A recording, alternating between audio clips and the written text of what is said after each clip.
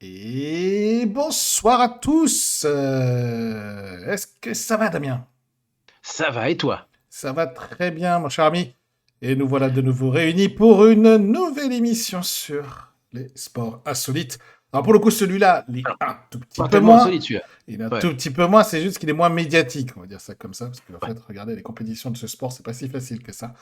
On va vous en parler tout de suite. Bonjour à tous, bienvenue sur notre live Twitch, votre escale privilégiée pour explorer les trésors cachés du monde sportif, et notamment celui-ci, je suis Léo, votre guide, et à mes côtés, il y a Damien. Est-ce que ça va, Damien? Bonsoir à tous. Ça va pour toi?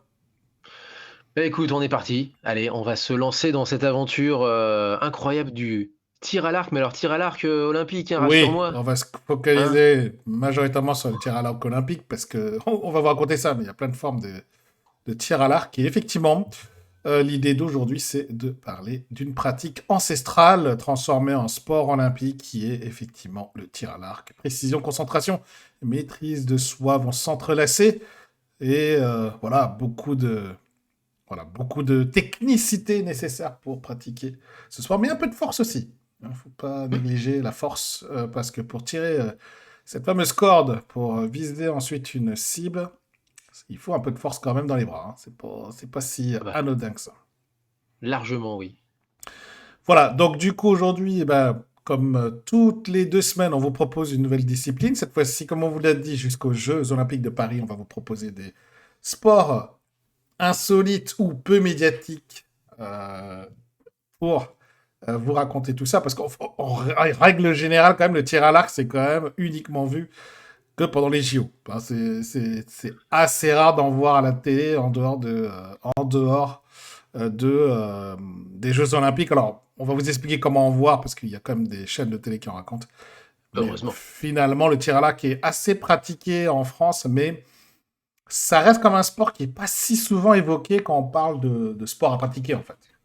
C'est un sport qu'on va envisager un petit peu comme d'autres sports qu'on a couverts par le passé. Mm, Ça va être un sport qu'on va beaucoup envisager comme un sport loisir, comme un sport d'initiation, pour un sport de gamin. Moi, j'en ai fait aussi au centre aéré, moi, mm, quand j'étais tout jeune, mais j'en ai plus refait depuis. C'est-à-dire que ensuite, intégrer un club, eh ben, oui, on m'y a proposé plusieurs fois et je sais pas, j'y ai jamais pensé. Comme si c'était finalement, comme si on n'arrivait pas à prendre au sérieux ce sport, alors que c'est un sport de compétition, c'est un mm, sport qui demande une maîtrise de son corps, une maîtrise de son souffle, une maîtrise de ses gestes, tout à fait. et ben, c'est à la fois un sport clairement de loisir, de remise en forme également, enfin de maintien en forme, et un vrai sport de compète. Exactement.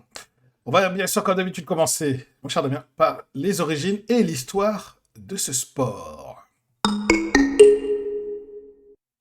Et pour ça, on va remonter très très très très très loin. Bon alors là, ah oui, alors tu veux vraiment remonter jusqu'à l'origine du tir à l'arc alors? Les premières traces d'apparition du tir à l'arc, c'est en Afrique du Sud, il y a 72 000 ans. C'est très très très très très vieux. Mais le tir à l'arc ne servait pas de loisir à l'époque. C'était plutôt une arme de chasse, effectivement. Exactement. Les premiers arcs et flèches étaient fabriqués en bois, en os et en pierre, qui témoignent de l'ingéniosité de nos ancêtres en quête de nourriture et aussi de protection, puisque c'est une arme de guerre également, et ça permettait aux premiers êtres humains de se protéger. Et ça allait Bon, rester jusqu'à une époque finalement assez récente. tout à fait. Donc c'est une pratique qui s'est répandue bien sûr à travers le monde, devenant un élément crucial de civilisations anciennes comme l'Égypte, en Nubie, et puis ça a été vu également comme étant une des armes de prédilection de tout ce qui est armes à distance, on va dire ça comme ça, dans des grandes armées de l'époque, je dirais, antique et classique. Euh, Ensuite, différentes innovations ont lieu après cette période, on va dire, antique, et puis en Asie et au Moyen-Orient, on a utilisé des arcs composites qui a permis d'augmenter la portée et la puissance, et puis chez les Assyriens, les Grecs, les Perses, c'est devenu vraiment effectivement une arme de guerre. Et dans le Moyen Âge, le tir à l'arc s'est distingué entre arc court, arc long, ce qui a permis de développer les tactiques, les stratégies des champs de bataille européens. On peut citer aussi le Japon avec, un arc long également, mais qui leur est propre. On a aussi pas mal de variantes, à travers les pays, Mm. qui existent encore, hein, d'ailleurs en termes de sport. Ouais, tout à fait. Sport et pratiques, traditionnelles. On est sur quelque chose de à la fois sportif et festif. Oui, on en reparlera d'ailleurs. Donc, cependant, avec l'avènement des armes à feu, eh bien, l'arc et la flèche ont perdu leur prédominance militaire, ben, qui est quelques tentatives de maintenir la pratique du tir à l'arc pour une certaine valeur militaire et récréative, jusqu'à ce que, au XVIIIe siècle, le tir à l'arc a connu une certaine renaissance en tant que sport parmi l'aristocratie européenne, devenant une activité de loisir élégante et Et oui, socialement prestigieuse. bah, tout à fait, puisque les armes à feu ont supplanté, les, arcs et les flèches, eh ben, autant s'amuser avec. C'est ça. C'est un peu le délire. C'est devenu une sorte d'arme de loisir, puisque c'était plus utilisé en tant qu'arme de guerre, ben, autant, voilà, le loisir s'en est approprié. Et donc, il y a eu des sociétés d'archerie ou de tir à l'arc qui ont été fondées, qui organisaient des événements où la compétition se mêlait à la socialisation. Et surtout, cette période a vu l'émergence de figures féminines dans le sport qui a démantelé le stéréotype de genre à l'époque. Parce que c'était effectivement un sport qui était euh, plutôt pratiqué ensuite par les femmes dans sa forme de loisir. Ensuite, l'entrée dans l'ère moderne a permis de standardiser des règles, d'introduire de nouvelles techniques d'archerie. Vous verrez que effectivement les formes modernes du tir à l'arc a introduit plusieurs types d'arcs en fait dans les compétitions. Et il y a eu ensuite une sorte de, je dirais, de reconnaissance avec l'apparition du tir à l'arc lors des Jeux Olympiques de 1900. Et il y a eu un intérêt également qui s'est retrouvé aux États-Unis avec un regain d'intérêt au début du XXe siècle. Voilà, donc ça a été quelque chose qui, au début du XXe siècle, ça a repris. Puis le tir à l'arc a disparu au Et ben, milieu en du fait, XXe siècle voilà, aux Jeux Olympiques. c'est ça, en fait. C'est-à-dire qu'on a ce point tournant qui est les Jeux olympiques. Je t'arrête 2 secondes par rapport à ça parce que c'est pas anodin. On a un sport qui est considéré comme l'un des plus enfin, dans la culture populaire, on dit: «Les Jeux olympiques, à votre avis, c'est, là Mm. depuis combien de temps?» Et je pense que la réponse de pas mal de monde, ce serait le tir à l'arc est là depuis le début des Jeux olympiques. Et quand on voit que ça commence en 1900, c'est pas tout à fait faux. Sauf que, eh ben, on arrive à un il y a une espèce de bug dans la matrice. Il y a une espèce de trébuchage historique, si j'ose dire. Eh bien, passé les Jeux olympiques de 1920, bah, il y a plus de tir à l'arc jusqu'en 1972, jusqu'aux Jeux de Munich. Mm. C'est assez fou, en fait. Et entre-temps, se crée la fédération, mondiale, l'une des 2 fédérations, mais en tout cas celle qui va être reconnue comme sport olympique, donc l'une des Mm. fédérations mondiales de tir à l'arc. Donc finalement, ça ressemble un petit peu c'est un destin un petit peu comme celui du hockey sur gazon, où en fait le hockey sur gazon n'était pas aux Jeux de Paris en 1924 parce qu'il n'y avait pas de fédération. Mm. Et donc le comité olympique disait: «Mais c'est qui notre interlocuteur?» Donc s'il n'y a pas d'interlocuteur, bah, il y aura pas de sport. Sauf que, le hockey sur gazon, ça a duré 4 ans. Mm. Donc 8 ans plus tard, il y a pas de souci. Enfin, je veux dire, voilà, Ouais, ouais. ils sont revenus. Pas le tir à l'arc. Tir à l'arc, il faudra attendre 1972, rendez-vous compte. Ouais. Tout à fait. Et du coup, bah, ça introduit en fait au niveau olympique.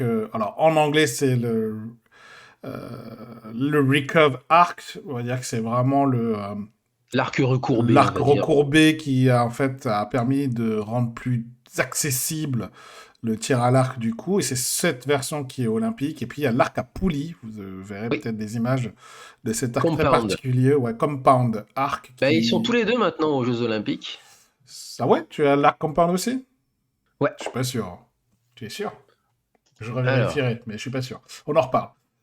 oh, Je pense allons qu'il y a bon. pas. Je pense qu'il y a pas, mais tu peux vérifier. Non, tu as raison. Effectivement, au championnat du monde, Oui, il y a exactement. championnat du Au monde, oui. championnat du monde, outdoor et indoor, effectivement, Tout il à y a fait. l'arc à poulie. Mm, Par contre, aux Jeux olympiques, il n'y a, tu as raison, que l'arc recourbé. Bien exactement. pense bête, autant qu'il serve.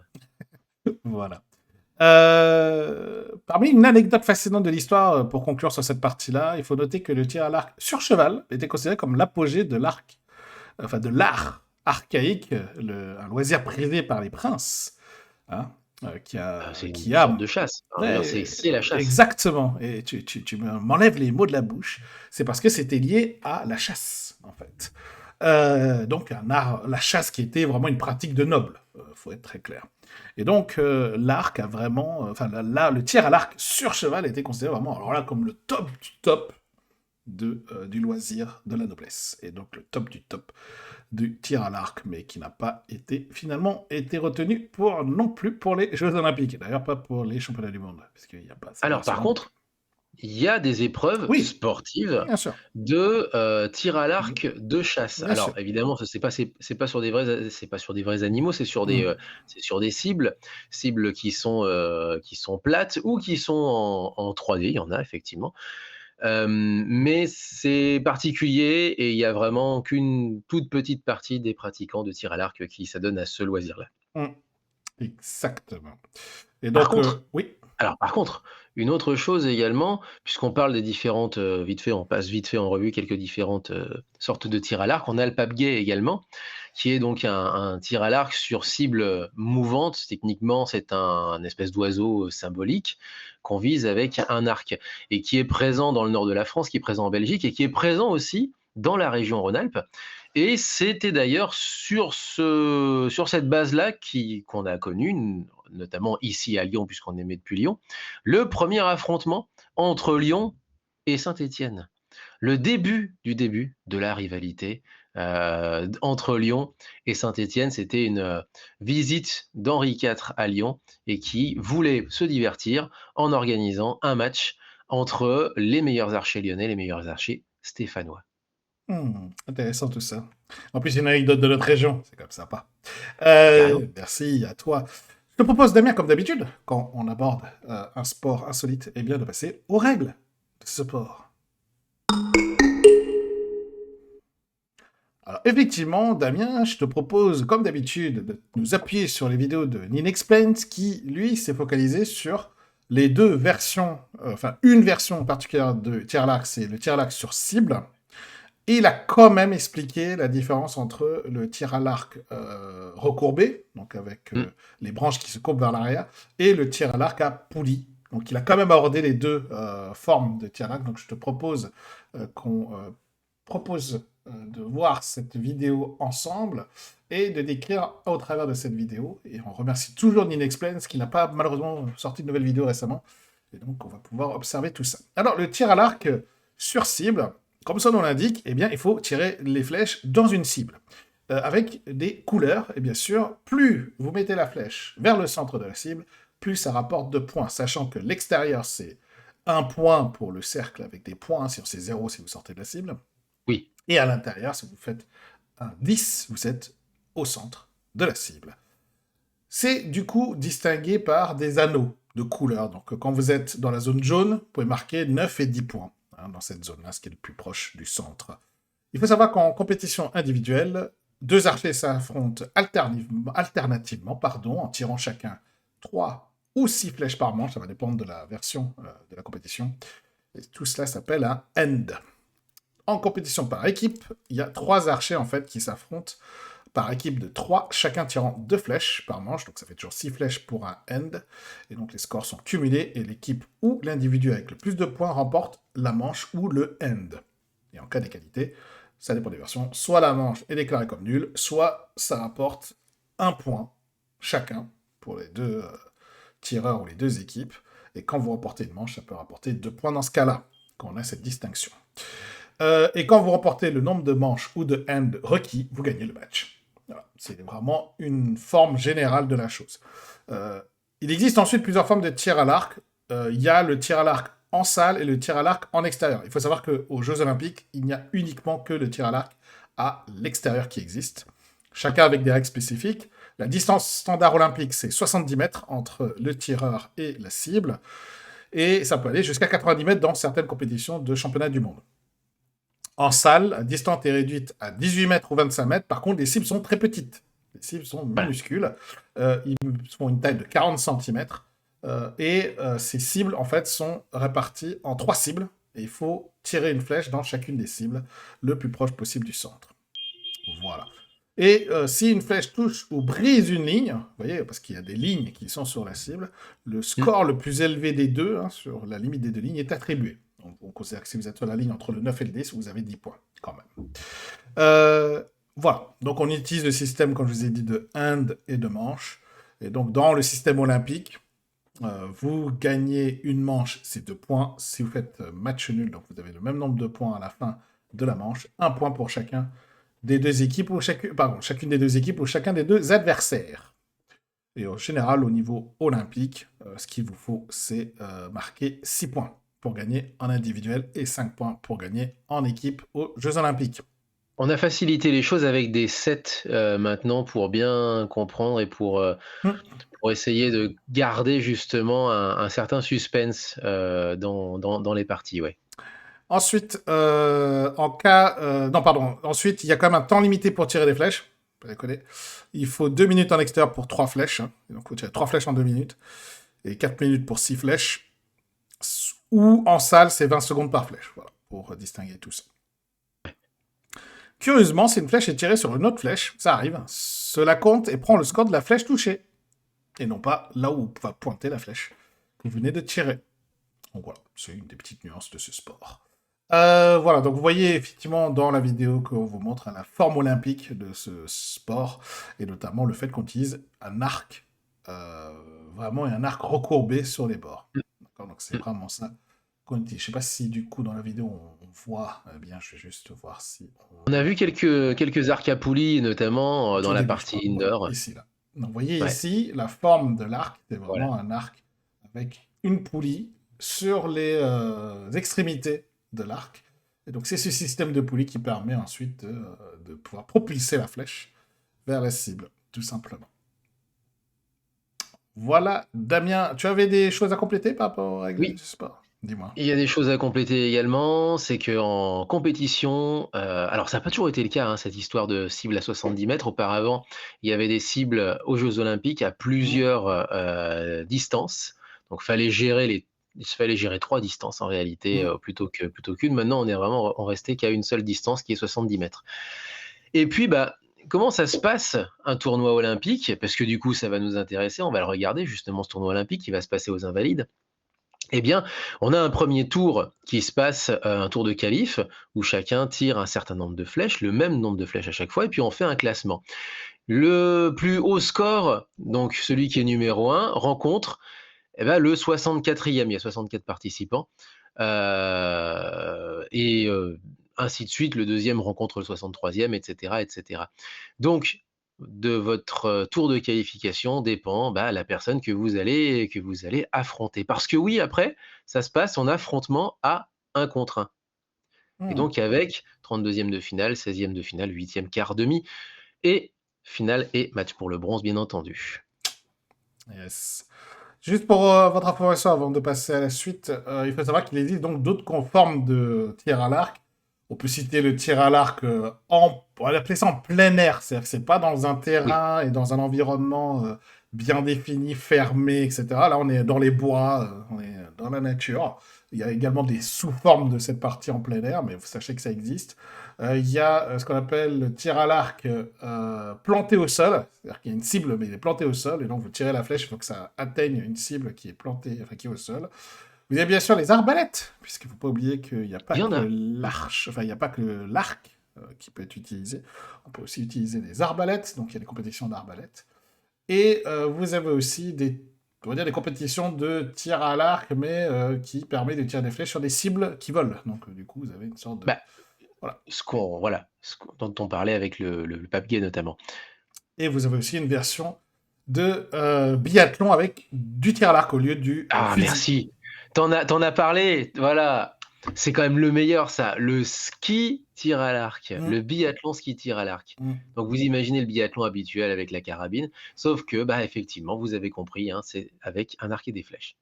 Exactement. Et puis, il y a les compétitions traditionnelles. Nous, on est très fans de culture japonaise, donc nous, on connaît le Kyudo, qui est la forme de artistique plutôt que je dirais presque compétitif. Il y a des compétitions, bien sûr, mais je dirais quand même que c'est non seulement une compétition, artistique.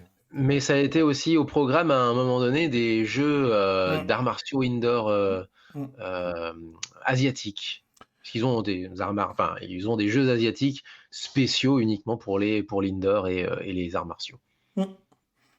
Et donc voilà, et il y a après plein de formes. Il y a le Beursault en Belgique et au nord de la France. Il y a le Popinjay, pareil, qui est populaire en Belgique. Enfin, ouais, je vais pas vous Ah, citer c'est tous, ça, voilà. PUBG. Ouais, C'est c'est ça ça. ce que je te disais. Ouais. Et puis aussi, on a les versions donc traditionnelles, notamment en Mongolie. On a aussi une version traditionnelle dans l'Himalaya aussi, au Bhoutan. Retenez bien ce nom, le Bhoutan, petit pays coincé entre l'Inde et la Chine. On en Mhm. reparlera dans un tout petit instant. Eh ben, très bien. Alors, je voulais basculer dans les plus grandes compétitions. Je sais pas si tu avais d'autres choses à dire sur les règles ou l'histoire. Maintenant, je viens de teaser justement, donc Ah, ben, on on va en passer à la parlera plus suite. tard. Très bien. Allez, on va parler des plus grandes compétitions de ce sport. Et bien sûr, bon, on peut pas. Alors, je ne vais pas commencer par les jeux. Je vais commencer par les championnats du monde. Mais D'accord. effectivement, une des compétitions les plus importantes en tant que, on va dire, ceux qui visent l'élite du tir à l'arc, c'est les championnats du monde de tir à l'arc. On appelle ça les World Archery Championship. Et ces championnats du monde sont organisés par la Fédération mondiale de tir à l'arc depuis 1931 et incluent des compétitions en extérieur, en salle et en plein air. Et en équipe aussi, donc en individuel et En en équipe aussi, individuel, en équipe aussi, et en effectivement, mixte et en mixte, désormais. effectivement. L'événement en extérieur utilisant des arcs classiques existe depuis 1931 et les arcs à poulies depuis 1995. Et donc, ce sont une des compétitions, ce sont les compétitions les plus reconnues et les plus populaires. Il y a aussi des championnats pour les jeunes, il y a aussi des para-tir à l'arc qui Oui. existent, il y a les versions universitaires, et il y a aussi quelque chose qui s'appelle le tir à l'arc 3D. Je t'avoue que j'ai pas essayé de chercher plus loin, mais il y a des versions 3D. C'est des cibles, à atteindre, sauf qu'au lieu d'être plates, si tu veux, elles sont en forme avec un S à la fin. Elles ont une forme, voilà. C'est ça, en fait, le Hmm. le le tir en 3D techniquement. Alors après le Après on wiki... peut Oui, pardon. ouais, on peut aussi y ajouter, bah, Mhm. effectivement, hein, s'il y a des championnats du monde, il y a aussi des championnats continentaux. Vous avez l'Euro, bien Oui, entendu, de bien tir à sûr, l'arc, hein, qui se déroule bien assez, sûr. régulièrement. Vous avez le championnat panaméricain, ils font Amérique du Nord et Amérique du Sud. L'Asie, pour le coup, autant on a effectivement depuis très très longtemps beaucoup de disciplines où il y a un championnat d'Europe. L'Asie est très organisée aussi de son côté Hmm. pour le tir à l'arc. Et puis depuis plus ou moins les années 2000, on ne sait pas trop, il n'y a pas beaucoup de statistiques qui ont été maintenues, il n'y a pas beaucoup non plus, il n'y a pas une grosse communauté. Il y a Hmm. aussi un championnat d'Afrique désormais. Ouais, tout à fait. Alors, il faut savoir que d'après la page Wikipédia, le tir à l'arc, enfin, le biathlon ski tir à l'arc a été retiré des championnats du monde en 2007. Oui, bon après ça c'est plus, enfin techniquement il faudrait le mettre comme épreuve, d'une certaine façon, de loisir, Hmm. ou en d'épreuve de démonstration en décalé par rapport à un championnat du monde de biathlon. Ce serait marrant ça par C'est exemple. ça, exactement. Faut savoir que depuis que ça existe, le pays dominant, c'est la Corée du Sud. Voilà. Qui a succédé aux États-Unis auparavant, c'était vraiment les Exactement. Américains qui dominaient, puis alors maintenant Exactement. c'est les Coréens. Mais que à l'arc recourbé. Oui, oui, à l'arc recourbé. Tu as raison de préciser, c'est à l'arc recourbé. Ils Totalement. savent où se trouvent les pépettes et notamment les pépettes olympiques. Exactement. Parce que dans l'arc à poulie, l'Inde est assez Ouais. représentée dans l'arc à poulie. Ah, c'est fou, hein, comme l'Inde choisit des sports qui sont pas olympiques. C'est fou. Une sorte de C'est fou. Ils ont l'impression qu'ils boudent le monde entier en choisissant des sports qui sont pas. le plaisir à être underground, C'est tu ça, sais? le plaisir du underground. On parlera de certains sports populaires en Inde, vous inquiétez pas. On y Ils parlera sont bons après quand les même là, jeux. en ce moment, ils sont quand même pas mauvais Oui, ils aussi sont en pas arc, mauvais en arc non, non, mais bien sûr, recourbé, oui. en arc classique, mais quand même, là où ils sont forts, c'est en arc à poulie, c'est ça qui est C'est terrible. dingue, ouais. C'est dingue. Mais on parlera des sports indiens. On fera des sports insolites après les jeux. On parlera de certains sports On fera un indiens focus si tu veux. absolument, absolument insolites. On a parlé un moment pardon, Du kabaddi? non, non, non, non, on a parlé dans une Ah oui, émission du cricket précédente du évidemment. cricket, qui est extrêmement Ça, on en a populaire. parlé. Mais effectivement, le kabaddi, on en parlera un jour, c'est sûr et certain. Mmh. Dans l'édition 2023 des championnats du monde, il faut savoir que côté homme, c'est un Turc qui a remporté la médaille d'or dans C'est un sa séisme forme. surtout. Ouais, c'est un séisme, effectivement. Attends, c'est un séisme, il y a pas eu un seul médaillé d'or coréen, Non, ni médaillé tout individuel. court, ni médaillé Parce que tout par court équipe, individuel. voilà. Ni médaillé tout court individuel. Chez les filles, c'est une Tchèque qui a remporté la médaille d'or devant une Mmh. Mexicaine et une Japonaise quand même en médaille de bronze. Par contre, en équipe, les hommes ont remporté la médaille d'or devant la Turquie et le Japon. Et chez les filles, eh bien, cocorico, la France est médaille d'argent. C'est incliné contre l'Allemagne et le Mexique en médaille de bronze. Mais pareil, chez les femmes, hein, pas de coréennes, alors que c'est quand même leur sport. C'est leur sport Bon, le plus populaire, ouais. Le plus ils sont populaire. rattrapés par équipe. C'est la Tout à fait. deuxième nation au classement des médailles, bien Mm. entendu. Mais quand même, c'est un Mm. symbole, effectivement. Ouais. Et chez les équipes mixtes, c'est la Corée du Sud qui a remporté la médaille d'or devant l'Allemagne et l'Italie. Voilà pour la partie championnat du monde. Du, co- du côté des Jeux Olympiques, comme tu l'as dit, il y a eu des éditions en 1900, 1904, 1908. Il y a eu un trou à cause de la Seconde Guerre mondiale. Donc il y a eu De la 1920, première. de Première Guerre mondiale, pardon, oui, excuse-moi. Ensuite, c'est revenu en 1920, ça a disparu et c'est revenu, comme tu l'as dit, en 1972. Et Incroyable. quand on regarde le tableau des médailles, autant vous dire que voilà, la meilleure nation à partir de 1988, c'est la Corée du Sud. Il n'y a que eux, en fait, qui dominent en général le tableau. Alors, à quelques exceptions près, évidemment, mais en général, c'est quand même la Corée du Sud qui truste les premières places. Alors comme ça, vu d'en haut, on pourrait dire: «Mais 88, c'est les Jeux olympiques de Séoul», donc en fait, ça a commencé avec les JO de Séoul. Si vous regardez les jeux pas les jeux, pardon, le championnat du monde, vous commencez à voir déjà des médailles d'or coréennes dès le début des années 80, voire même dès 79. Donc ça sort pas de nulle part, si j'ose dire, c'est vraiment une lame de fond Mm. qui a atteint le monde médiatique notamment, puisque les Jeux olympiques, c'est l'exposition télévisuelle à partir de 88. Donc on a découvert la Corée du Sud justement en tir à l'arc en 88. Pardon. Ils étaient déjà un petit peu connus. Mais auparavant, Mm. bah, c'était les USA Ouais. qui dominaient. Oui, tout à fait. À la reprise des Jeux Olympiques en 1972, c'est les États-Unis qui dominaient avec une petite interruption de l'Union soviétique en Bah, c'est normal, ils n'y 1980. étaient pas C'est les ça. Américains. C'est les Jeux de Moscou. C'est ça, les Jeux de Moscou. Mais sinon, c'est les Américains qui dominaient. Puis là, la Corée du Sud, sans quasiment aucune contestation, lors des Jeux de Tokyo, médaille d'or en équipe homme, en femme individuelle, en femme par équipe et en équipe mixte. Pour la Corée du Sud, la seule exception étant de nouveau le Turc Mete Gazoz qui a remporté la médaille d'or masculine individuelle. Mais sinon, ouais, c'est vraiment la Corée du Sud, globalement. Oui, clairement. Voilà, je sais pas si tu avais d'autres compétitions à évoquer. Oui, Damien. Ouais. une dernière puisque, on déplorait en début d'émission le fait que justement, à part les Jeux olympiques, il y a pas beaucoup d'autres possibilités d'exposer Mhm. médiatiquement, ce sport. Eh ben, ça se bouge, ça fait 10, 15 ans maintenant, que ça se bouge, voire même plus. On a la coupe du monde depuis 2006 en réalité, la coupe du monde de tir à l'arc. Qu'est-ce que c'est? Eh ben, c'est un circuit mondial, c'est 4 dates et une finale. Alors, par exemple, si vous êtes, coutumier du fait, au niveau, par exemple, de l'e-sport, si Mhm. vous connaissez un petit peu le circuit de tennis ou de badminton ou de tennis de table, vous avez ces saisons mondiales. Alors en tennis, c'est un petit peu à part, mais par exemple, au badminton, vous avez ça. Quoiqu'en tennis, on a les Masters à la fin de l'année, c'est un Tout à petit peu à fait. la finale de l'année également.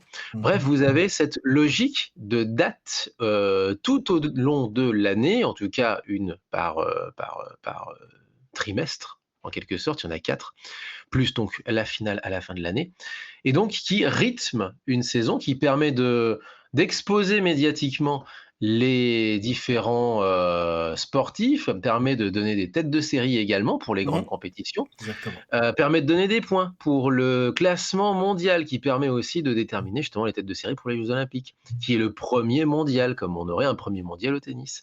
Eh bien, on a cette Coupe du monde. Alors, c'est pas beaucoup de dates, c'est juste 4 rendez-vous dans l'année et une finale. Mais ça permet de montrer, ces, sportifs à la télé. Les montrer à la télé, ça permet aussi de, leur faire, comment dire? De les faire mousser, en tout cas de leur faire attirer des sponsors.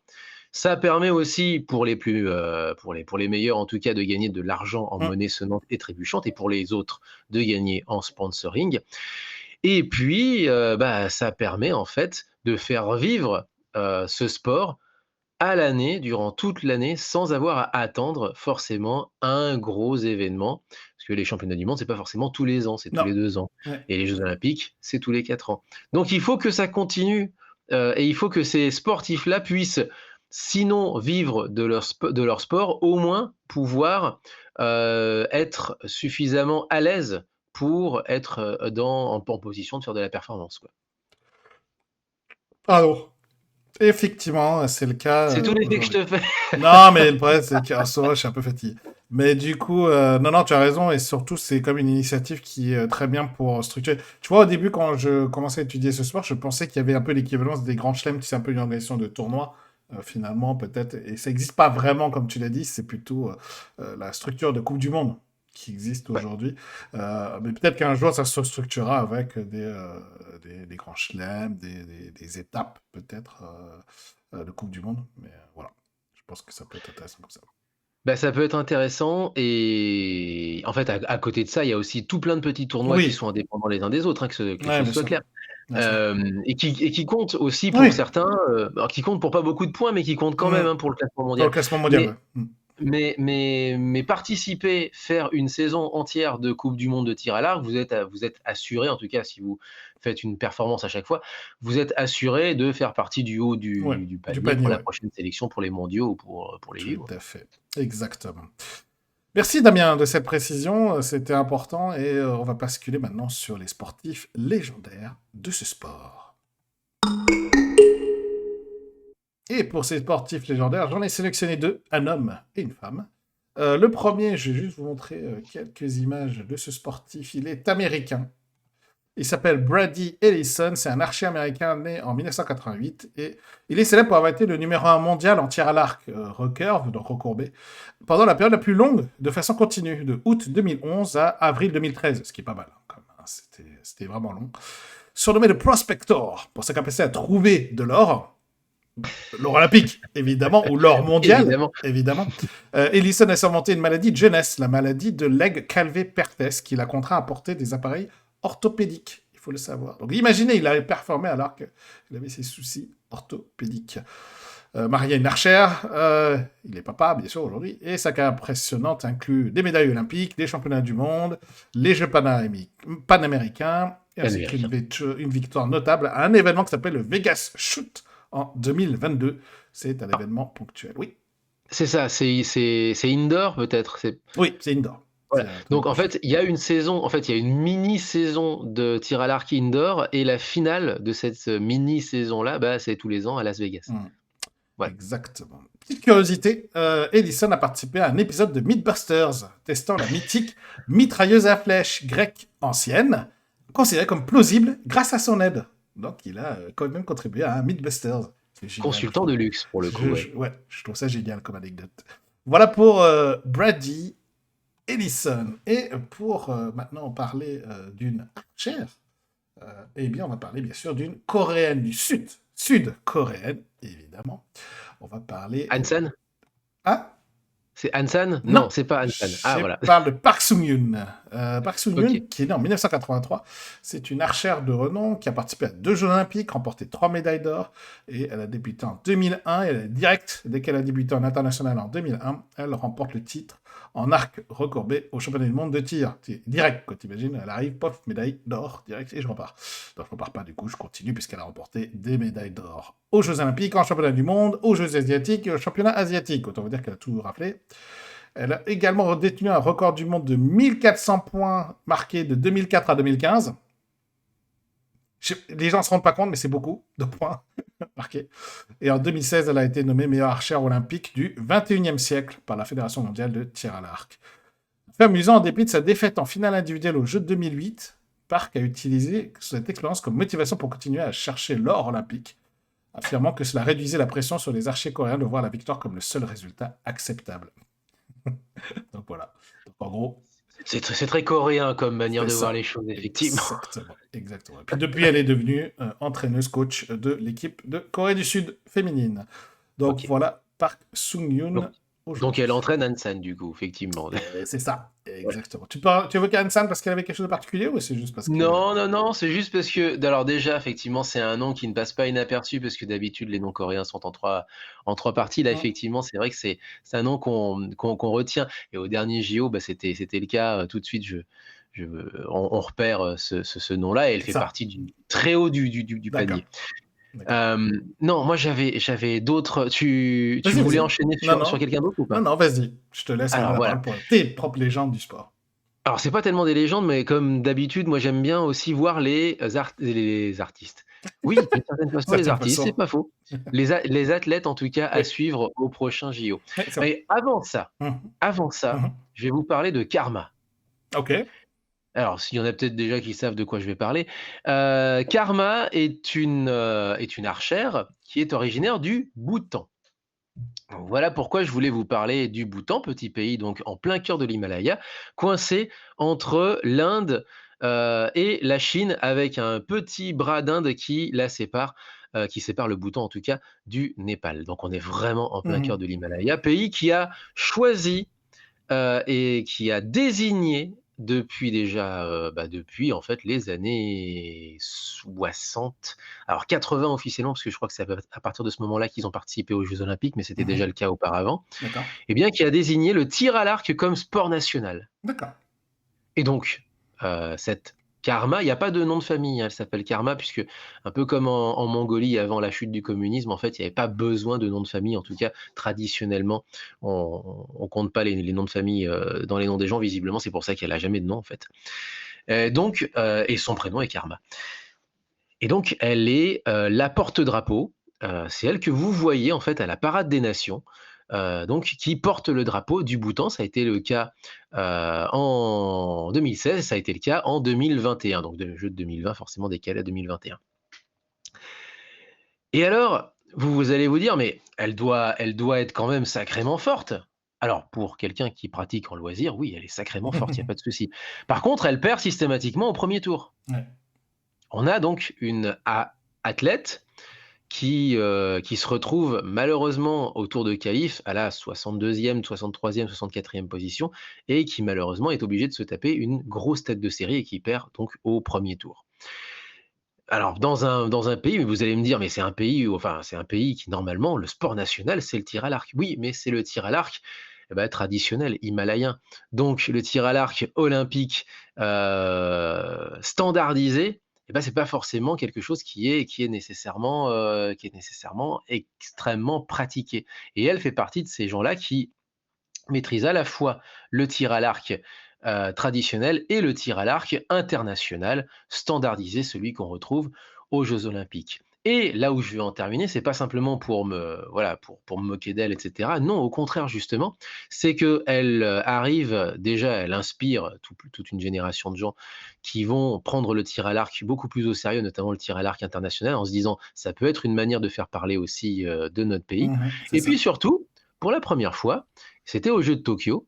Elle s'est qualifiée non pas à cause des quotas à chaque pays, puisque dans certains sports désignés justement à une fédération, un comité olympique de tel ou tel pays peut dire: «Nous, notre sport Oui. où on va être pas trop mauvais, ça va Mmh. être Mmh. la natation, le tir à Tout à l'arc, fait. l'athlétisme et cetera et cetera». On demande une wild card, on C'est demande ça. un quota, Ouais, on demande un passe-droit.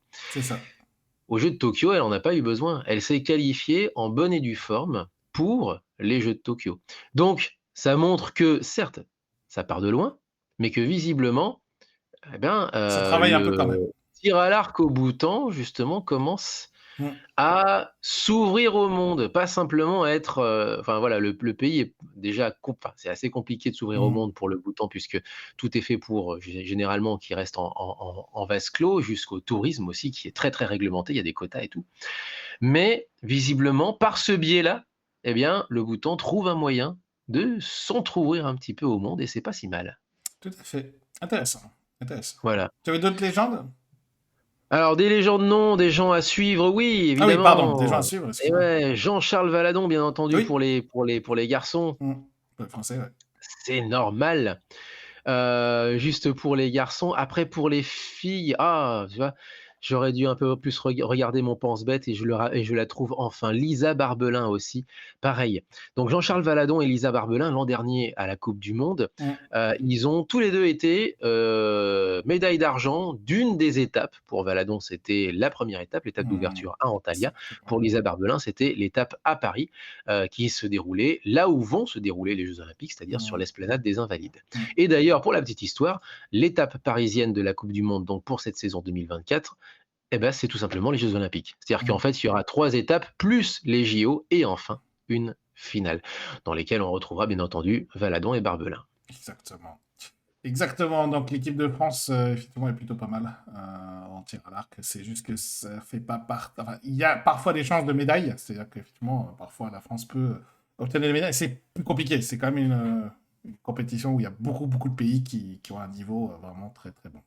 On Eh ben, se avec ces défend pas mal petites en fait. On se performances-là défend en pas Coupe mal. du Monde, ça montre que alors, j'allais dire sur un malentendu, je vais être gagne petit en disant ça, mais enfin quand même, mine de rien, on peut raisonnablement penser que sur un bon tirage, Ouais, et sur, une succession, d'événements qui est vraisemblable, hein, et pas ouais. simplement un coup de chance, eh bien on peut atteindre le bronze, très Oui, tout à clairement. fait. Voilà. Non, tout à fait, il y a quand même des chances, surtout que c'est à Paris cette fois-ci, donc peut-être galvanisé par le fait que ce soit à Paris, non, on aura des médailles, peut-être plus Ah que bah le si c'est bronze. mieux, c'est encore mieux, mais je veux Bien dire, voilà. sûr.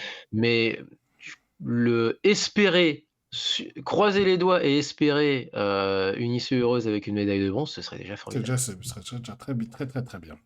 Damien, je te propose du coup d'enchaîner avec où peut-on voir ce sport? En streaming ou à la télé?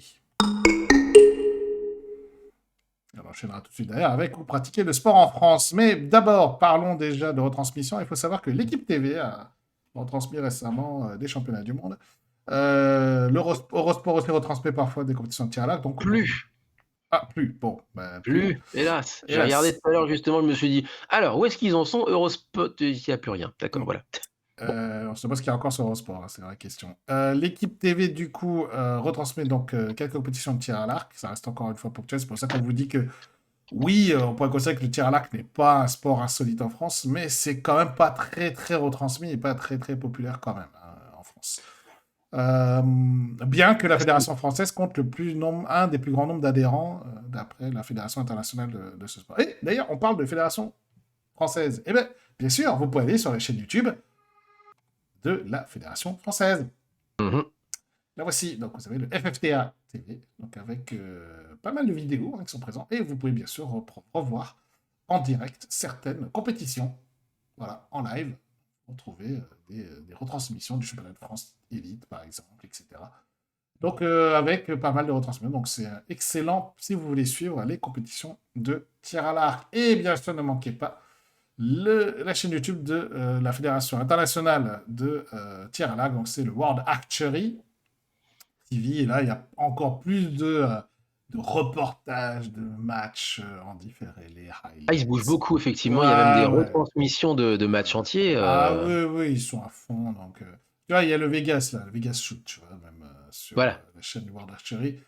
Donc, vraiment, une chaîne très, très, très active, très complète, avec pas mal de vidéos, même en dehors des compétitions, avec des explications, des reportages, voilà, et pas mal d'explications autour de ces compétitions et surtout des highlights. Il y a beaucoup d'highlights, ce qui est très bien pour suivre les résultats de ce sport.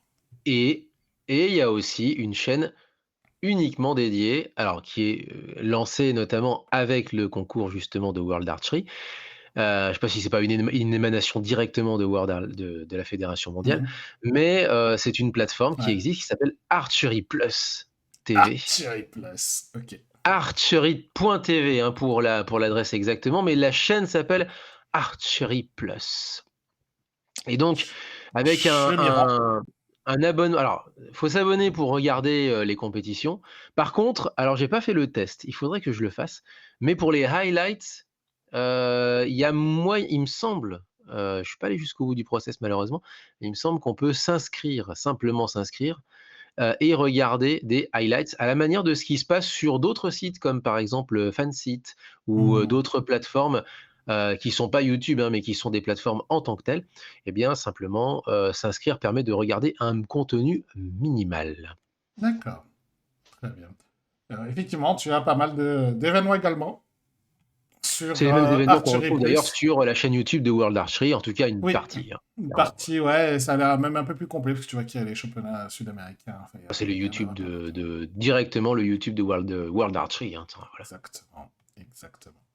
Parfait. Et donc, si on veut pratiquer du tir à l'arc en France, eh bien, bah, il y a pas mal de clubs. Hein. Ah Voilà bah, la ça doit pas carte de la manquer, France. oui. Hein, regardez. Sachant que. Ah, ils ont pas mis la légende. Hop. Ah!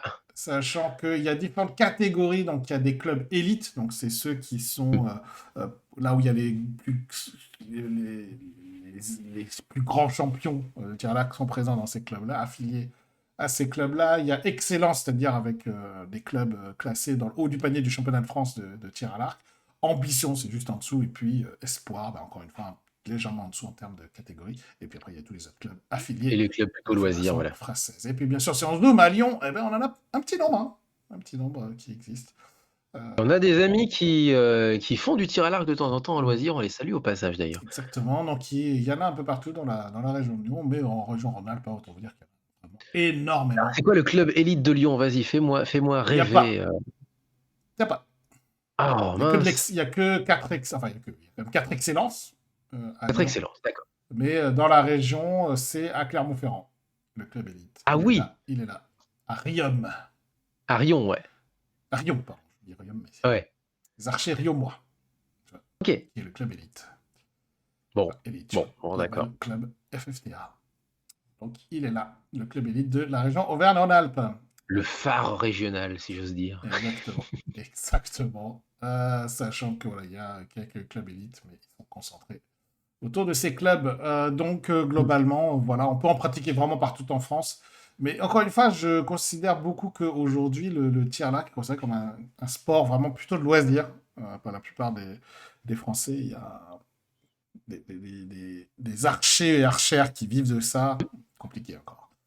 Mais c'est ce qu'on disait en début d'émission, hein, c'est un sport qui gagne à être connu, mais effectivement qui est souvent assimilé à un sport, par exemple pour gamins au centre aéré, un sport de loisir pour se maintenir en forme, C'est ça. mais pas forcément un sport de compétition. Non.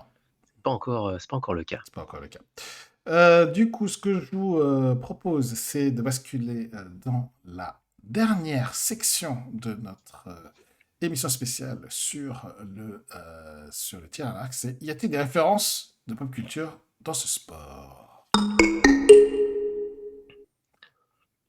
Question stupide parce que oui, il y en a énormément. Qu'est-ce qu'on appelle, alors attention, qu'est-ce qu'on appelle référence? Est-ce que c'est des références au tir à l'arc en soi? Et alors dans ce cas-là, il y a pléthore. Est-ce que c'est référence au tir à l'arc olympique? Non, Là, il y en a peut-être un petit peu moins. non, non, enfin, tir à l'arc. Tir à l'arc olympique, il n'y en a pas vraiment. Donc, de toute façon, autant te dire que non. Mais effectivement, on va pas s'éterniser là-dessus parce qu'en réalité, il y a What Mill, référence de tir à l'arc un peu partout. Avengers avec Hawkeye, Hunger Games avec Katniss Everdeen, Rebelle, le film de Disney avec Mélida. Enfin, Mélida, pardon, le Le personnage de Seigneur des Mélida, Anneaux le Seigneur des Anneaux avec Legolas, avec Robin des insérer n'importe Bois, quel elfe, voilà, c'est ça. Robin des Bois, Arrow, la série télé. Bon, autant vous dire que je vais pas m'éterniser sur les références de la pop culture. Il y en a partout, des archers, voire même qui deviennent des héros de ce truc-là. Et même dans les séries animées, puisque nous on est fans de manga et d'animé, ben, il y en a pareil, il y en a énormément d'archers. Sachant que moi, la dernière référence vraiment pour moi, c'était je regardais Kaguya-sama et l'héroïne pratique du Kyudo. Donc en plus, c'est l'art traditionnel japonais. Donc globalement, il y en a partout de la violence dialogue. Donc à la différence d'autres sports insolites qu'on évoque, celui-là, il est vraiment dans sa forme, je dirais, guerrière Voilà. et la plus populaire. Par contre, dans sa forme sportive, non, il n'y a pas tant de références que ça, à moins que nos chers auditeurs et suiveurs nous indiquent ça en commentaire de la rediff YouTube. Ça serait super intéressant d'avoir une référence là-dessus, mais sinon, je n'ai pas vraiment trouvé sur la version sport compétitif, on va dire, de tir à l'arc. Mais toi, tu as Par une contre, forme de compétition, toi, sous la eh forme ben de oui, jeux vidéo. exactement, c'est plus facile par contre en termes de jeux vidéo, c'est certain. Si, dans le jeu vidéo, c'est pareil, il y a What Mill référence. Tiens, fais juste un arrêt sur image avant qu'on se lance parce qu'il y a des Je mentions vais pas lancer. honorables, hein. Il Il y a est sur, énormément il sera de arrivé jeux sur mes qui, images, t'inquiète. pardon? Il sera Pas arrivé de sur ma souci, image, ça t'inquiète. marche. OK. Eh ben, il y a beaucoup de jeux qui mettent, le tir à l'arc à Oui. l'honneur, depuis Hyrule Warrior jusqu'à, Horizon Mm. Zero Dawn, Ouais. hein, en bon franchouillard, hein, Horizon, mais nous on préfère dire Horizon et on a bien raison. Et il y a tout plein de jeux, même du Assassin's Creed Mm. Valhalla, même du Pathless, enfin, vous avez tout plein de jeux Mm. dans lesquels et là encore une fois, la forme guerrière, du tir à l'arc est mise en avant. Souvent, c'est, un FPS, un TPS, ça dépend le point de vue. Un FPS, c'est quand vous êtes, dans le point de vue subjectif, donc vous êtes dans le personnage et vous voyez par les yeux de votre personnage, ou le TPS, c'est-à-dire que vous voyez votre personnage de dos. Donc voilà, ça c'est donc 2 grandes tendances des jeux d'action. Mais ces jeux d'action-là, c'est juste des jeux d'action où on remplace une carabine par un arc et des flèches. C'est ça. Alors pour un codeur, enfin un codeur serait en train de s'arracher les cheveux en disant: «Mais non, c'est pas tout à fait le même gameplay» et effectivement la manière de présenter la chose n'est pas la même. Parce que du coup, il y a aussi tout un effet, comment dire? On doit, faire en sorte que le joueur puisse ressentir le fait de bander l'arc. Ça, Mmh. on est d'accord. Mais ça, c'est la version guerrière. Mais en jeu vidéo, l'avantage du jeu vidéo, c'est qu'on peut reproduire le rendu d'une olympiade par un jeu vidéo et ça, c'est le cas depuis très longtemps. On a Track and Field de premier du nom qui est assez bas de plafond, que c'était vraiment un premier essai de tir à l'arc et c'était pas trop mal à l'époque. Mmh. Mais là, on est sur Track and Field de ce que vous voyez à l'écran et là, on va pouvoir le lancer. Et donc, regardez ce qui se passe. On est sur quelque chose qui est a priori très rectiligne, mais en réalité non, parce qu'il faut aussi gérer le vent, il faut gérer la force, il faut gérer la distance. Bref, on est d'ailleurs dans le tir à l'arc ancienne version, Mmh. puisque c'est un tir à l'arc où il y a 4 distances Oui. différentes avec un score à atteindre. C'est le tir à l'arc tel qu'il était au JO de Séoul en 88, puisque le jeu était sorti pour les Jeux de Séoul. Konami Sport in Seoul, d'ailleurs, c'est le nom en japonais. Donc ça, c'est pour Track and Field 2, Mmh. donc on est il y a une trentaine d'années. Donc premier essai, élaboré, très élaboré, beaucoup Mmh. plus qu'on le croit et beaucoup plus que ce qui apparaît à l'écran, Ouais. comme, rendu de tir à l'arc, donc, avec des gros pixels, si j'ose dire, sur console Nintendo. Mais 4 ans plus tard, on a les Jeux olympiques de Barcelone et 4 ans plus tard, la technologie, elle a beaucoup évolué et on est à l'époque du match entre la Mega Drive et la Super Nintendo. Et c'est à ce moment-là qu'intervient le jeu olympique qui va mettre beaucoup de monde d'accord, qui est Olympic Gold. Et Mmh. Olympic Gold, pareil, on est sur des compilations de mini-jeux encore une fois. Olympic Gold, eh bien regardez, on a une espèce de bras qui bon donc il faut gérer la force, il faut gérer aussi le bras qui bouge Mmh. et pouvoir tirer au bon endroit, au bon moment. Alors évidemment, c'est très bas de plafond, ça reste quand même ça reste de la console 16 bits, on est sur Ouais. un jeu de 1992 qui est daté désormais, mais on commence à avoir le rendu, on commence à se mettre non pas simplement à la place, comme c'était le cas sur Nintendo, d'une flèche qui est portée par le vent, donc il faut essayer de corriger Mmh. une trajectoire, mais là on commence à avoir le ressenti de quelqu'un, d'un athlète C'est qui ça. va essayer de maîtriser son geste et de maîtriser sa trajectoire, voilà. Mmh. Ça, Exactement. c'est pour Olympic Gold. Ensuite, on va continuer, bah, tu peux déjà lancer le prochain jeu effectivement. Alors lequel tu veux mettre?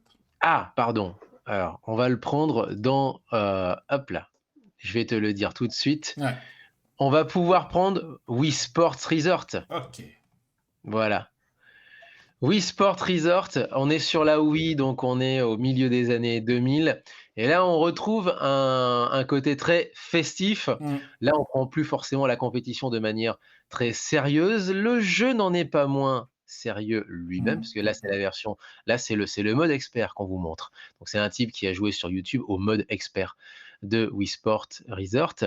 Donc oui, c'est beaucoup dans la déconne, mais en réalité, c'est comme partout avec les jeux Nintendo, c'est-à-dire que sous une apparence plutôt enfantine, plutôt, détendue et Mmh. très ludique, eh bien, on a des épreuves qui sont des fois très, très, très retors. Ouais, tout à fait. Et donc on n'est pas sur un tir à l'arc olympique, mais on commence, voilà, on commence à avoir des sensations, reproduire les sensations et notamment parce que désormais la Wii le permet avec le contrôleur justement, le contrôleur à reconnaissance de mouvement.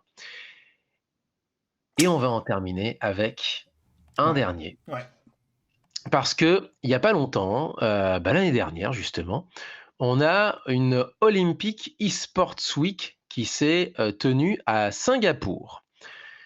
Alors, c'est un débat en soi, hein, je vais pas non plus rentrer dedans, mais le fait est que, eh bien, le CIO a essayé de mettre un pied dans le monde de l'e-sport, en tout cas de draguer le monde de l'e-sport ou inversement d'ailleurs pour le coup, on ne sait pas trop qui a dragué qui, mais le fait est que le CIO s'est dit: «Ah, ce serait quand même pas mal de mettre des épreuves, virtuelles. Depuis le temps que tout le monde n'arrête pas de nous parler d'e-sport, ben, on va en proposer nous aussi». Sauf que c'est pas des enfin, il y a quelques jeux comme Just Dance, par exemple, qui Mmh. sont avant tout des jeux vidéo, avant d'être, des reproductions d'épreuves sportives, réelles. Mais la plupart des jeux, c'est là où était le débat, la plupart des jeux sont non pas tellement des jeux Mmh. vidéo de plein droit, mais des reproductions d'épreuves sportives réelles Ouais, en jeux jeux vidéo, des vidéo, jeux ouais. adaptés bien entendu de Mmh. sport réel. Et là, vous avez le plus célèbre en Asie. Il a été choisi parce qu'il était populaire à Singapour, mais il y a d'autres programmes, il y a d'autres jeux qui sont disponibles sur la toile sur Steam, mais aussi sur les plateformes de téléchargement sur smartphone. Et là, c'est un jeu sur smartphone Mmh. qui s'appelle Tic Tac Bow. Tic Tac Bow, jeu de mots avec Tic Tac Toe, Tout, qui ouais. est Mmh. le jeu du morpion chez nous en France. C'est ça. Et donc vous avez compris que ce que sont en train de faire les joueurs, bah, c'est des combinaisons. Ils sont en train d'essayer de jouer au morpion avec des cibles de tir à l'arc. Alors c'est un petit peu incompréhensible, mais bah, ça n'en reste pas moins que c'est déjà pour vous montrer aussi le chemin parcouru en termes de programmation, tout simplement. Et puis aussi le fait que, eh bien, le tir à l'arc, commence à être pris au sérieux, non Mmh. seulement en termes de sport réel, mais aussi, pour sa potentialité, pour ses joueurs virtuels. En tout C'est cas, la ça. potentialité qui émane de ces joueurs virtuels. Et voilà, on a donc évoqué, différents jeux vidéo. Il y en a énormément, un peu comme tu l'as dit, qui font référence plutôt au tir à l'arc guerrier. Mais effectivement, dans la zone compétitive, bien sûr, il y a des jeux vidéo qui abordent cet aspect-là, comme tu l'as montré. Et je connaissais Ouais, pas la dernière. Je connaissais pas ce tic-tac-bo. C'est intéressant de voir que c'est cette forme de e-sport qui s'est popularisée autour du tir à l'arc. c'est bizarre, C'est bizarre, ouais. après, il faut voir si c'est vraiment un succès ou pas parce que Mmh. des fois, parce que Ouais, justement, c'est un succès dans ouais. la zone, où se tenait ce Oui. ce grand ce grand événement. Mmh. Donc c'est surtout pour attirer les viewers, les Mmh. annonceurs, les télévisions et cetera et cetera. Enfin, c'est pas tellement pour saluer le succès réel, du jeu en lui-même, quoi. C'est C'est ça. simplement parce qu'il est hype à ce moment-là, Exactement. point barre. Et voilà. Hem Oui, tu avais et d'autres j'avais choses? juste une dernière image, histoire qu'on se marre un coup, c'est que, Attends, je vous je invite vais à m'étonner. regarder. Ouais, je vous invite à regarder si vous avez des jeux qui Mmh. traînent, chez vous où on utilise notamment des tirs à l'arc, regardez s'il y a pas des mini-jeux aussi.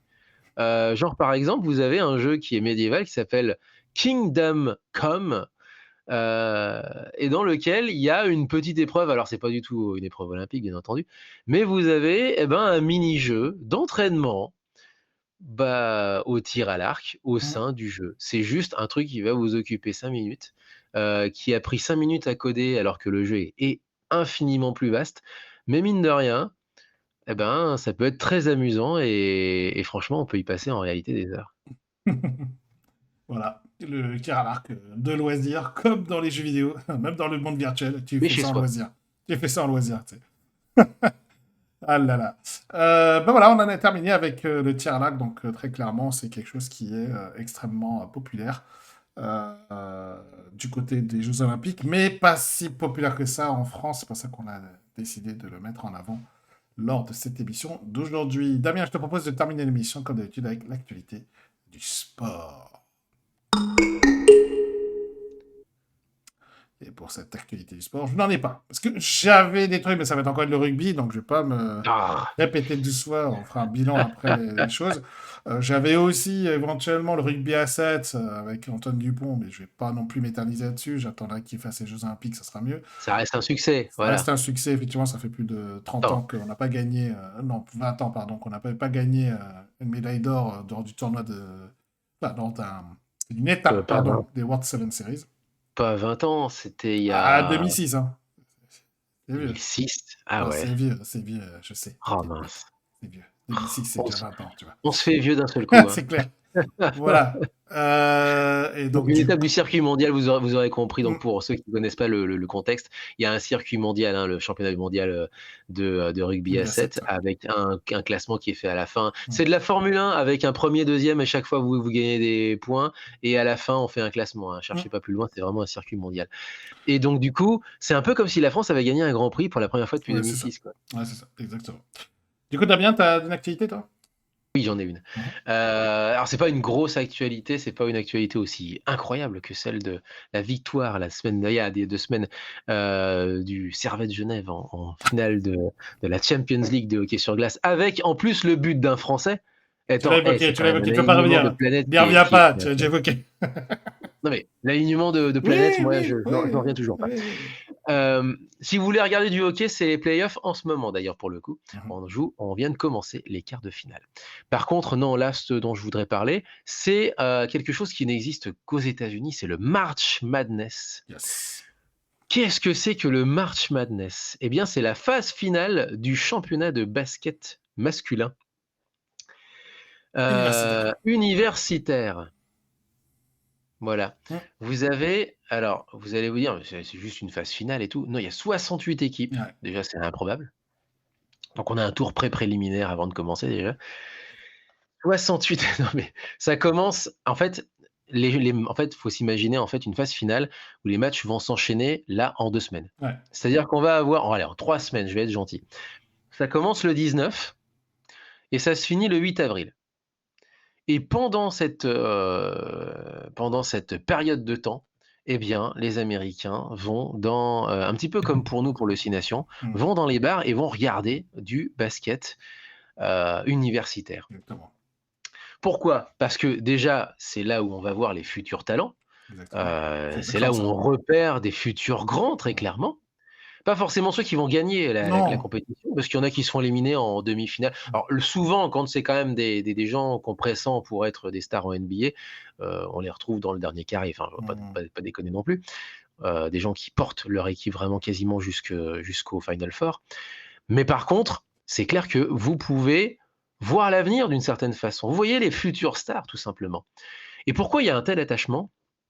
Alors déjà parce que le sport universitaire américain, il y a un attachement qui est beaucoup plus, viscéral Mm. que, chez les seniors. Les gens sont beaucoup plus intéressés par le foot américain universitaire que par la NFL en réalité, contrairement à ce qu'on pense, et c'est pareil pour le basket. Regardez en fait, comme tous les États américains n'ont pas nécessairement d'équipe professionnelle senior, de n'importe quel sport pour le coup, eh bien, l'équipe qu'on va supporter, par défaut, ça va être l'équipe souvent de la grosse université de l'État. Ouais. Il y a pas d'équipe sportive professionnelle dans le Vermont. Mm. Il y a pas d'équipe sportive professionnelle dans le Kentucky. Alors maintenant, si, visiblement Mm. grâce au soccer. Mais à part ça, bah, dans les sports, très américains, parce que là c'est un sport importé, voyons. Mais dans les sports très américains que sont le basket, le foot américain, ou le baseball, eh bien, vous allez regarder l'université de Kentucky. Vous n'allez pas Mm. forcément regarder, le match de la grosse équipe senior de NFL de l'État, d'à côté. Si, un petit peu, quand ils arrivent à Oui, faire une oui. performance. Si t'es fan de Mais NFL, oui. Voilà. mais votre querelle de clocher, vous allez Oui, c'est la ça. faire parce qu'il y a des querelles de clocher, Ah, sauf que c'est à l'échelle d'un État. ouais. Ben vous allez la faire, cette querelle de clocher, à l'échelle de votre État, de l'université de votre État. Et même, il y a des derbies au sein même d'un État, ce qui rend la chose encore plus intéressante. Donc, tout ce qu'on a comme effet Coupe de France, nous, par exemple, ou effet querelle de clocher, je compare avec le foot et le rugby, eh bien, vous l'avez dans ce March Madness de 68 équipes, donc qui est la phase finale, je le disais, du championnat universitaire de basket masculin. Dernière anecdote, pour être inscrit à la NCAA, quelle que soit la division d'ailleurs pour le coup, division 1, 2 ou 3, division 3 c'est quasiment du loisir, il n'y a pas de bourse, division 1 il y a moyen que la plupart des athlètes de votre équipe soient boursiers. Voilà, donc c'est surtout une question de structure et d'argent. Eh bien, pour être inscrit à la NCAA, il faut obligatoirement qu'une université inscrive une équipe de basket masculine et féminine. On peut ne pas inscrire d'équipe de football américain, on peut ne pas inscrire d'équipe de lacrosse par exemple, d'équipe de water-polo, d'équipe d'athlétisme, etc. Peu importe, vous n'avez pas le choix pour être inscrit à la NCAA. Il faut obligatoirement avoir une équipe de basket masculine et féminine. Mm. Donc ça Exact. rend en plus la chose tellement systématique Mm. que toutes les équipes, toutes les universités, petites ou grandes, ont forcément une équipe de basket. Ouais. Féminine et masculine, du coup. Exactement. Et oui, et donc du coup, cette forme de basket est effectivement le forme de basket qui rend la compétition très régionale, en fait, Ah très ben, locale. Et c'est, comme tu l'as dit, c'est plutôt au travers de ce niveau universitaire que représentait, comme tu l'as dit, les chorales de clocher, les Michigan State contre Michigan tout court, enfin voilà, Michigan contre Michigan State, c'est exactement, tout ça, à des fait. trucs comme Voilà. ça. Donc c'est vraiment, effectivement, comme tu l'as dit, alors en NFL, il y a bien sûr ce qu'on appelle des rivaux de division, par exemple, des choses comme ça, donc avec Oui. une histoire, avec un storytelling, comme on dit. Mm. Mais véritablement, les gardes-clochers, comme tu l'as dit, c'est très clairement le niveau universitaire. C'est là où les gens de tout âge vont, et c'est parfois même encore plus populaire au sens nombre de Oui, spectateurs que certains matchs de NFL, enfin, dans notre cas, de c'est le matchs de cas. NBA, pardon, Mais de matchs c'est de le cas, NBA, c'est le cas. de matchs de NBA où les salles sont combles, c'est plein à craquer, quoi. C'est absolument terrible. Et l'ambiance étant en plus explosée par les bandas, Les chants de les chants de supporters. supporters, Voilà. les couleurs. Enfin, c'est absolument hallucinant de voir que ce soit en NFL, que ce soit en NBA, mais NBA, c'est vraiment, enfin, pardon, la NCAA, basketball, c'est, comme tu dis, March Madness, c'est que c'est vraiment quelque chose qui est extrêmement fou. En fait, c'est vraiment fou de La faire folie du mois de mars. autant de matchs en si peu de temps, des matchs en parallèle, des matchs tout le temps, en fait. C'est-à-dire que les chaînes de télé, ils s'arrêtent pas. Ça n'arrête pas de diffuser du basket, hein, ça n'arrête pas. Et je trouve que c'est assez similaire dans son format au Koshien, par exemple, C'est ça. C'est au complètement le Japon. Koshien au Japon. C'est-à-dire que C'est- vous allez avoir la petite ville qui Hum, n'a pas d'équipe de baseball. hum. Alors maintenant, c'est un peu différent parce qu'il y a quand même pas mal de petites villes qui ont des équipes de basket, de foot, Ouais, etc. ouais, Enfin, c'est un peu différent. mais Mais c'est quand par même contre, traditionnel, c'est le Koshien, quoi. voilà, Traditionnel. le baseball, c'est le baseball. Hum. C'est quelque chose qui est un petit peu, qui flotte un petit peu au-dessus de la mêlée. Et la petite ville qui n'a pas de baseball parce qu'elle est trop petite pour avoir une équipe professionnelle, eh ben, elle a son lycée. Elle a son lycée qui porte le drapeau Hum. de la région, etc., Ouais. etc. Surtout qu'au Japon, le Koshien est fait de telle sorte que chaque préfecture est représentée dans la compétition. Il y a une finale de chaque préfecture, tout à C'est fait, ouais, ça. exactement. Ouais. Merci Damien pour introduire le match Madness. Peut-être d'ailleurs, c'est pour le suivre sur la chaîne Beansport. Match Oui, ce Madness. sera Beansport en France, exact. Exactement. Pour suivre tout ça. Merci Damien pour cette actualité. Et on va refermer donc cette page autour du tir à l'arc. Alors, on ne s'est pas encore convenu, Damien, ensemble du prochain sport. Est-ce que tu me laisses choisir du coup? Hein? Est-ce que tu me laisses choisir ou tu veux choisir? Ah, vas-y, choisis-toi. Tu veux que je choisisse? Après, tu choisiras deux fois de suite si tu veux. Ah Alors, oui, ça effectivement, va oui, c'est être. vrai que c'était ton tour, Ouais, le tir à l'arc, c'est ouais, c'est vrai. ça, c'est ça. Ah C'est pas mince, oui, grave, tu c'est vrai. feras deux tours de suite derrière. Allez, soit. Du coup, je t'en propose un, mais qui, alors, pour le coup, qui est vraiment insolite, mais connu aux Jeux Olympiques, mais il est super insolite, c'est l'haltérophilie.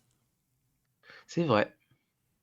Donc, on va parler d'haltérophilie dans 2 semaines. Moi, j'ai hâte parce qu'il y a pas mal. Je sens qu'il y a des petites histoires croustillantes. Je connais des histoires croustillantes d'ailleurs. Pas toujours très drôles d'ailleurs. Il y a des histoires croustillantes. Ouais, pas toujours très drôle Oui, pas aussi, très c'est drôles vrai. non plus. Mais il y a des D'autres, au histoires. contraire, qui sont incroyables, Voilà, c'est ça. Il y a des histoires très légitimement. sympas. C'est-à-dire des histoires Voilà. vraiment presque de destin, de destinée quasiment Mm. derrière.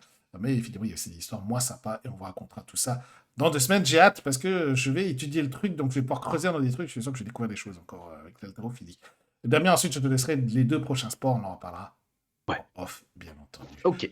Chers amis, merci encore d'avoir suivi cette émission autour du tir à l'arc. C'était l'épisode 15. Sachez que vous nous retrouvez comme d'habitude tous les 2 semaines sur Twitch, mais également en replay pour cette émission sur YouTube. D'ailleurs, c'est peut-être en train de regarder la rediff sur YouTube. Donc, merci de laisser un commentaire, ça nous aidera. Et un like, ça peut être aussi très cool pour nous. Et puis, vous nous retrouvez également en version podcast audio sur toutes vos plateformes de podcast audio préférées, que ce soit Spotify, Apple Podcast, tout. On est partout. Donc, n'hésitez pas à vous y abonner. Vous retrouvez la version audio pour faire du sport, pour nous écouter pendant vos transports vers le boulot ou pour rentrer à la maison. Vous nous écoutez, il n'y a pas de souci. Et en tout cas, avec Damien, c'est toujours un plaisir. On va continuer à vous faire découvrir le sport. Et puis surtout, juste une petite annonce. À partir du mois d'avril, vous retrouverez une partie des informations qu'on vous a données dans les épisodes précédents, comme retrouver un club, le site de la Fédération d'un sport insolite. Et bien, vous retrouvez un site web qui va permettre de Oh. rassembler toutes ces informations.